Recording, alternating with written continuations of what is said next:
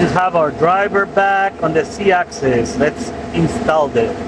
This thing is really sealed. Taking forever. We just got it back from Precision Zone in Chicago, Illinois. Good job.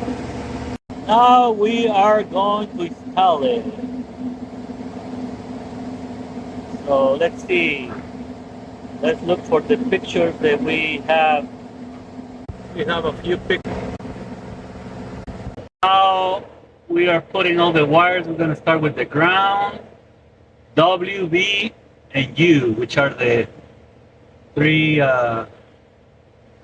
wires for the phase, three-phase.